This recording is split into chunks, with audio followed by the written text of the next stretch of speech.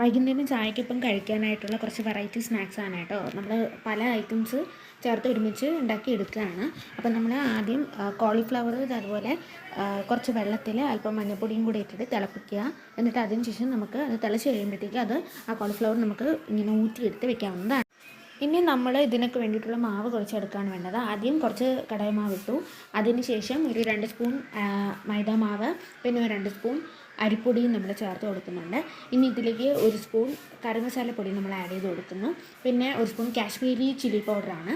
പിന്നെ ഒരല്പം ഒരു 1/2 സ്പൂൺ കുരുമുളക് പൊടിയും 1 സ്പൂൺ മഞ്ഞൾപ്പൊടി ഇടുന്നുണ്ട്. പിന്നെ ആവശ്യത്തിന് ഉപ്പിടുന്നുണ്ട്. പിന്നെ കുറച്ച് കായവും, അതായത് കായപ്പൊടി, പിന്നെ കുറച്ച് കറിവേപ്പിലയും കുറച്ച് മല്ലിയിലയും കൂടെ ഇട്ടിട്ടാണ് നമ്മൾ ഈ മാവ് എടുക്കുന്നത്. ഇനി നമുക്ക് അതെല്ലാം കൂടി ഒന്ന് കുഴച്ച് വെക്കേണ്ടതാണ്. അത് കഴിഞ്ഞ് നമുക്കിതുപോലെ എണ്ണ ചൂടാക്കി എടുക്കാം.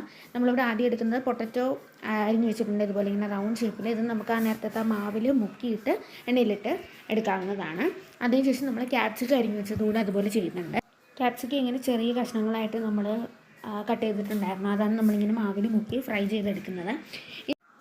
ഇനി അടുത്തത് വലിയ മുളകാണ് കേട്ടോ. അതും നമുക്കിതുപോലെ തന്നെ ആ മാവിൽ മുക്കിയിട്ട് നമുക്ക് എണ്ണയിലിട്ട് ഫ്രൈ ചെയ്തെടുക്കാവുന്നതാണ്. ഇതേപോലെ പേങ്കായും നമ്മൾ അരിഞ്ഞു വെച്ച് ചെയ്യുന്നുണ്ട്. പിന്നെ നമ്മൾ തുടക്കത്തിൽ കോളിഫ്ലവർ ഇതുപോലെ മഞ്ഞൾപ്പൊടി ഇട്ട് വെള്ളത്തിൽ തിളപ്പിച്ച് നമ്മൾ മാറ്റി വെച്ചിട്ടുണ്ടായിരുന്നു.